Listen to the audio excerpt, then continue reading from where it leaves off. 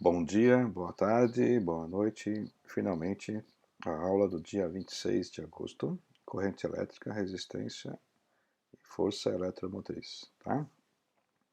Esse é o capítulo 25 do livro, e ele começa com uma criança segurando uma lanterna, e aqui ela está lendo um livro, né? E aqui tem uma pergunta, e que o livro espera que você consiga responder essa pergunta após você finalizar o estudo dessa apresentação, né? Tá bem? Esse capítulo ele mostra o significado da corrente elétrica, né? O que é a condutividade, a resistividade de uma substância, como calcular a resistência, né? A partir das suas dimensões e da sua resistividade. O que é essa força eletromotriz, né? E calcular a potência envolvida em circuitos, tá? E aqui tem uns conceitos que a gente vai acabar comentando durante a apresentação, tá? Até então, para nós, nos capítulos que a gente viu até agora, as cargas elétricas estão paradas, né? E a partir de agora elas vão estar em movimento, tá? Cargas em movimento geram corrente elétrica, tá? E aí essa corrente elétrica é movida de cargas de uma região para outra, tá? E às vezes você consegue confinar essas cargas dentro de uma região, né? Por exemplo, dentro de um fio, né? E se esse fio forma um circuito fechado, a gente chama esse circuito fechado, onde a corrente passa, de circuito elétrico, tá? E aí, se você tem um circuito elétrico, o que ele faz? Ele geralmente transfere energia, né, de uma fonte de energia para um local onde você quer depositar essa energia, e você usa as cargas elétricas para isso, tá? As cargas elétricas saem da fonte com bastante energia, passam pelo local lá que você quer gastar sua energia, que pode ser uma resistência, um ferro elétrico, uma lâmpada, o que seja, um motor. Aí elas voltam para a fonte onde elas são recarregadas, tá, de energia. Veja bem, nesse circuito, a carga elétrica é sempre a mesma, tá? O que sai de carga de uma fonte, volta para a fonte, tá? A quantidade de carga nunca se altera, tá, pessoal? Então, no circuito elétrico, o total de cargas é constante, tá? A carga elétrica não pode ser criada nem destruída. O que acontece é que a energia que elas levam é que é cedida ao sistema, tá? E elas voltam para a fonte, elas são recarregadas. Mas o valor da carga em si é sempre o mesmo, tá? E aí você usa essa propriedade, né, de transferência de energia para você fazer várias coisas funcionarem, né? Desde utilidades domésticas até motores, tudo que você pensar, né? Inclusive, todo o nosso sistema nervoso é baseado em circuitos elétricos também, tá? A gente vai ver daqui a pouco um slide sobre isso. A corrente elétrica ela é criada geralmente por um campo elétrico, tá? Você tem aqui um material condutor, sem nenhum campo elétrico, ele está em equilíbrio, tá?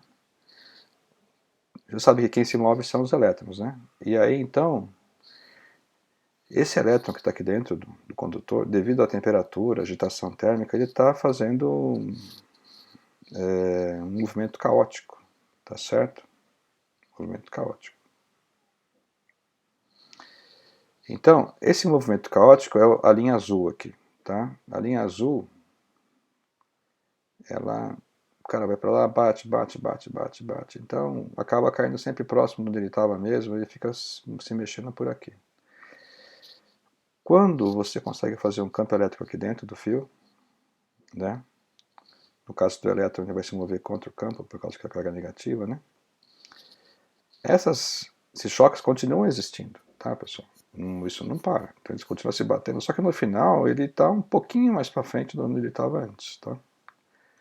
Então essa corrente elétrica é resultante de você ter colocado esse campo elétrico aqui dentro do fio, e para isso você gasta energia.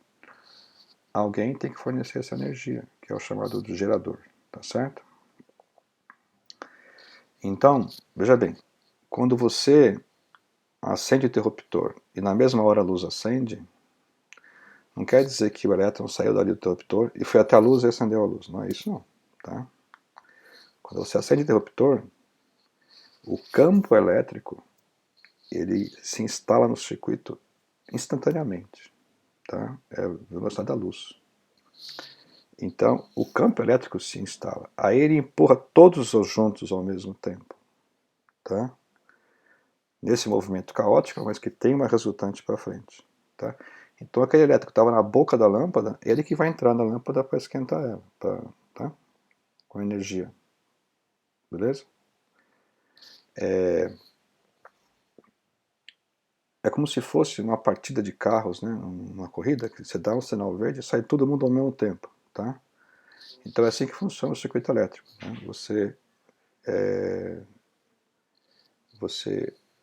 Quando você liga, ele vai todo mundo junto. Tá? Mas o cara que está aqui o cara que está no interruptor, ele vai se mover muito devagar, por causa desses milhares de choques que ele dá para conseguir andar para frente. Por isso que os fios acabam esquentando quando passa a corrente elétrica. É por causa desses choques aqui. Tá? E se você agora tem isso aqui é uma idealização, né, que o pessoal faz, que supõe que você põe um campo elétrico, então todos os positivos avançam para frente com essa velocidade VA, tá? E aí esse movimento ordenado de cargas cria a corrente, tá? Na prática, quem se move são os elétrons, tá? Então, se você põe um campo para cá, os elétrons vão no sentido contrário, por causa que a carga é negativa, né? Mas a corrente é dividida da mesma maneira, tá?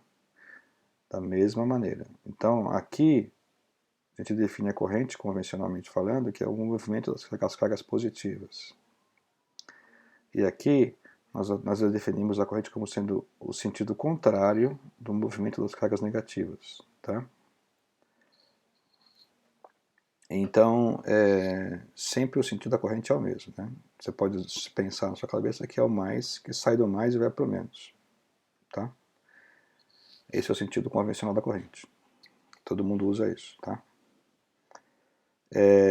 E para você calcular a corrente, o que você faz? Você pega uma seção aqui você pega o fio, fica ali contando quantas cargas passam por segundo, tá?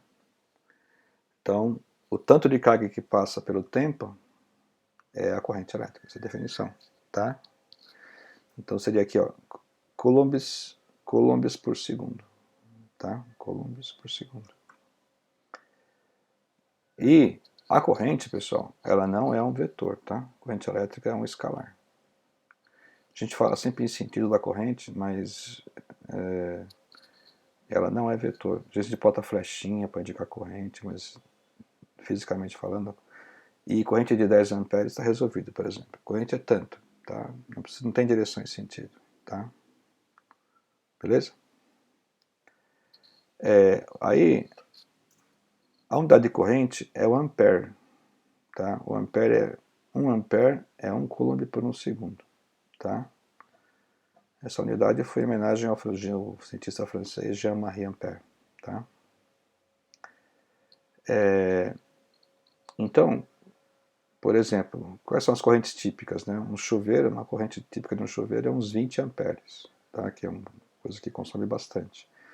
Uma lanterna, meio ampere, tá? Quando dá partida no carro, é uns 200 amperes, você acredita? Mas dura pouco, tá? Dura o tanto que você liga a chave, não pode durar muito tempo, senão os fios vão esquentando, tá? Em circuito assim de celular é miliamperes, microamperes, tá? Tem correntes até de picoamperes, tá? E correntes grandes em linha de transmissão da ordem de 1000 amperes, 2000 amperes, tá? O ampere, a corrente, pessoal, ela tem efeitos bastante interessantes. Primeiro, alguns efeitos que ela causa. Ela tem efeitos fisiológicos, tá? Ela altera, se você receber uma corrente elétrica, vai alterar a sua corrente elétrica interna do seu corpo. São chamados efeitos fisiológicos. Então você pode morrer. Tá? Uma corrente de 100 mA já pode provocar um ataque cardíaco. Tá? Desestabiliza o coração, porque o coração ele bate por pulsos elétricos, né, que chegam do cérebro. Tá? A corrente elétrica tem efeitos químicos, né, que ela pode fazer reações de eletrólise, né, no laboratório de química. Né? Você pode fazer a reversão. Aqueles processos de cromeação de metais são todos feitos com corrente elétrica. E você tem a reação química de deposição, né, redução do metal. Você tem efeitos magnéticos. A corrente elétrica cria campo magnético. Tá? Nós vamos ver isso, né? Todos os motores funcionam baseados nesse princípio. Tá? E também a corrente elétrica cria o efeito Joule, né? Ela esquenta, então ela serve como um aquecedor. Tá?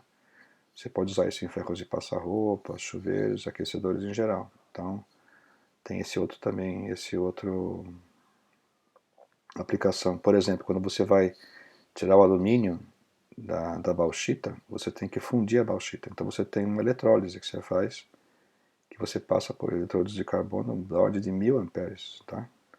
Aí você derrete a bauxita e o alumínio sai por baixo, que ele é mais pesado. Né?